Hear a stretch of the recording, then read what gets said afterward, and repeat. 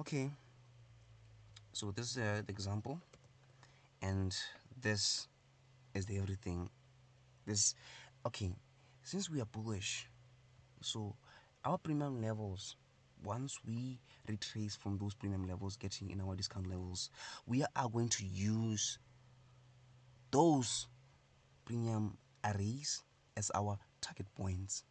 That's where we want to take our partials until we go to our target.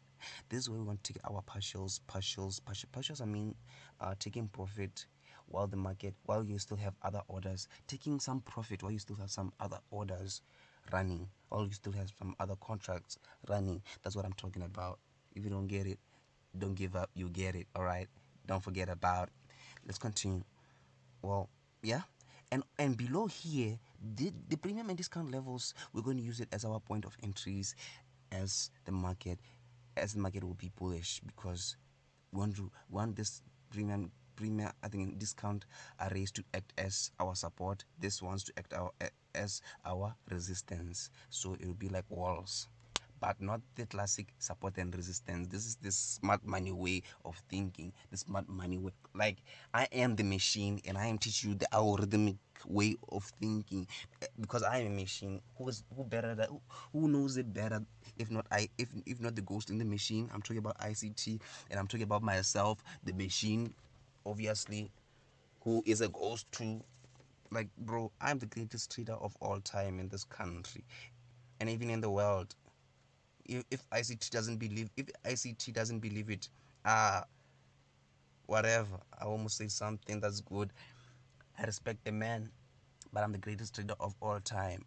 I believe that, not because I believe it, but because I'm going to be that. You understand? Well, that's the happening. Oh God. Well, anyway, it's still the same. Okay. Um. Let's start with the old high. Let's identify our old high.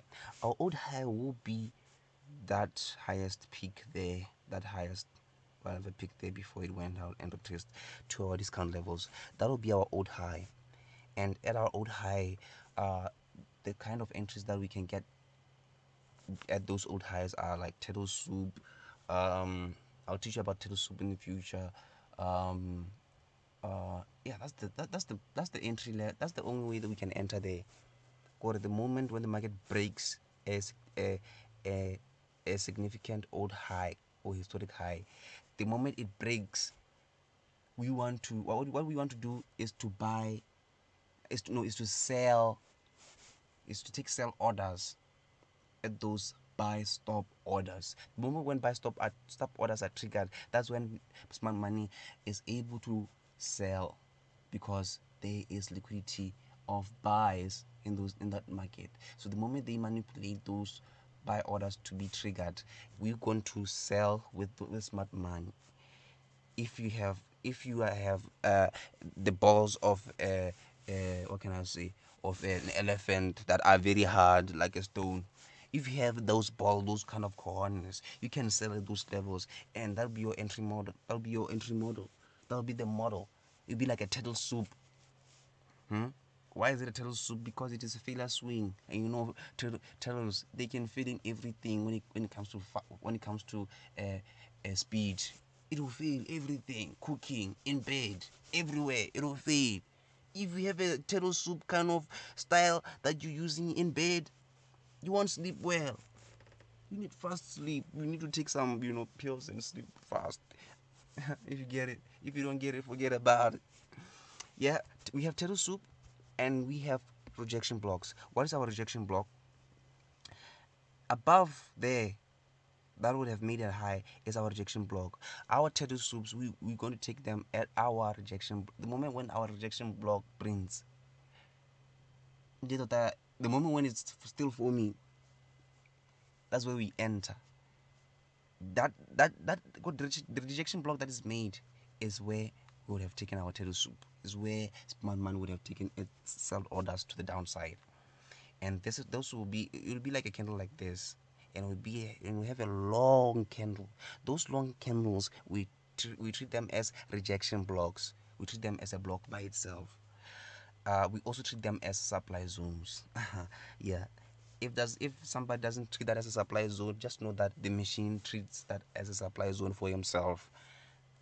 Okay, it's my knowledge that I learned somewhere. If that person doesn't see that as it too, whatever, I'll own it. Let's continue. Where was I? The Messiah. Bearish order block. The bearish order block is this. Bearish order blocks are red candles. Red candles represent. Wait, I made a mistake. Damn. This. Oh Lord, this had to be a green candle. I'm sorry, it had to be a green candle. So paint it in your own mind that is a green candle.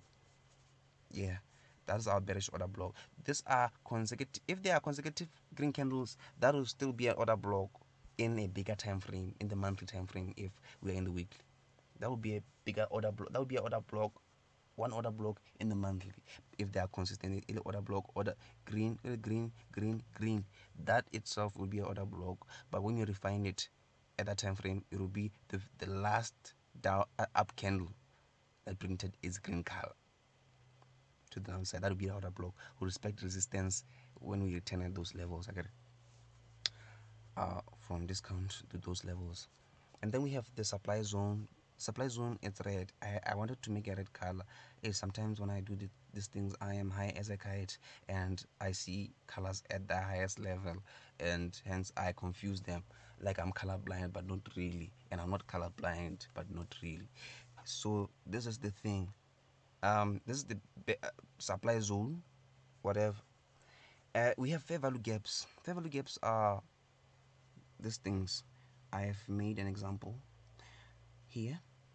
Uh, Fair value gaps are made by wicks and tails, or what we'll collectively call wicks. Wicks are these sticks that are getting out of these candles. That's why we call it candlesticks. So if you want to make money, you gotta light them candles so that it melts to the downside and make money. You get me?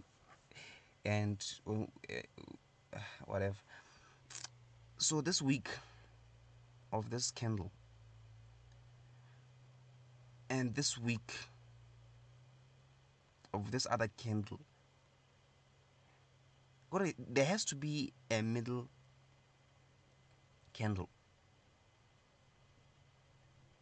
That middle candle at the left of it and the candle at the right of it, their wicks have to cross. If they are not crossing, that price level is not balanced. That those price level in between here is not balanced. So it is imbalanced. Hence, it has to be balanced.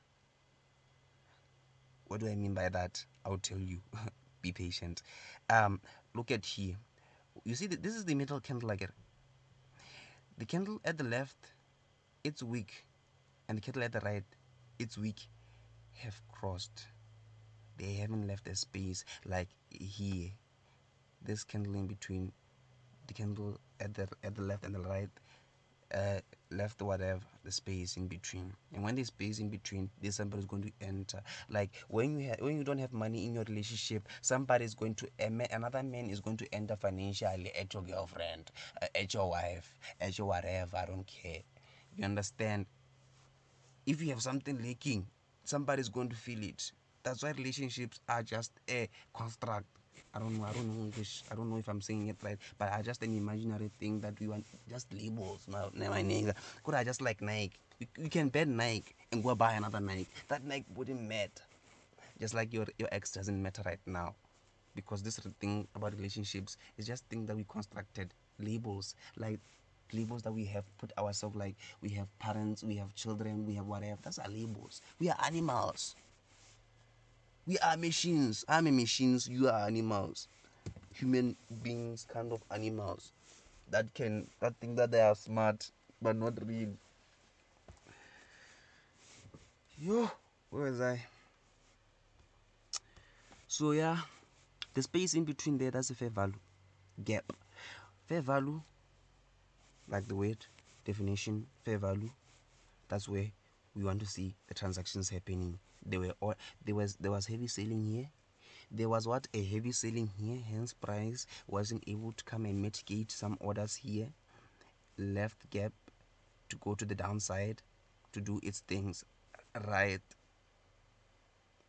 right, you understand? Yeah, so it left it did some heavy selling, and it left some buy, and it has to go and mitigate some buy orders that are there, that they took to try and take the market and on the upper side. So they want to come and mitigate the orders that they took somewhere at the left here, where they did heavy buy, where they did heavy selling, because they were buy orders that were made in here of retail orders, and their own smart money orders that were here, that they used to manipulate those others to go to the other side. Other than manipulating them, they left them, did their heavy selling, and left some cells there. And what they are doing there is trying to mitigate their own cells. They are trying to mitigate their own cells there. They're trying to mitigate their own sales at that fair value that their own bias that they made here, manipulating, and they took all the sales, all the buy orders of the retail, of the other banks, of the whatever, to the downside. Now they're mitigating theirs to the upside, because they never lose money. They know what they're doing. They are the algorithm. They are the machine. That, like me, I am the algorithm. So it moves so that they can move. They continue at the sell side. So that is our fair value gaps. Liquidity voids act like fair value gaps. They are just like, this is a liquidity void. Why? Um, it's a liquidity void because there was no trading here, so the market just jumped to other price levels, and there was no trading. So hence the market has to go back there and do some trading. Go there, take some new sell orders, go to the downside, just for that, to make new sell orders and go there, so that they can fully, so that the market can be fully efficient. If it's like that, the market is fully isn't, because the algorithm will be like, hey, I'm not comfortable, let's go back there and do do the deal, and let's get done with it, and let's go, because that's a glitch that I made because of heavy sellers. It'll go down, like I was crazy, like this had to be a buy, this had to be green, and this had to be red. So anyway, this will be our bias, whatever. This had to be green, and then red, not green. Then this had to be green, and this one had to be green. Yeah, so this is a volume imbalance. So if there are wicks going here that are covering there, a wick that goes from this top to there, and this one goes there to there, but this space only being wicks and not bodies, that will be a volume imbalance. That would be a volume imbalance that I didn't mention.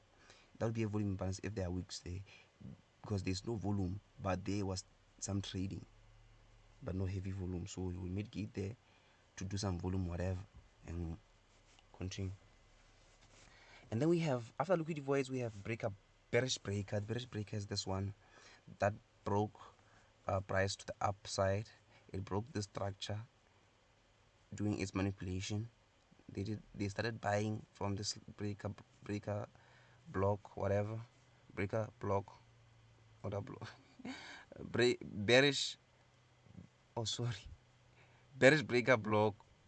Yeah, this one. They started doing that buying there, and that heavy selling there. Hence, they want to mitigate those buying they did there at that breaker block, that they wanted to break the market's virginity, and then do whatever. So I'll cover about these things in the future.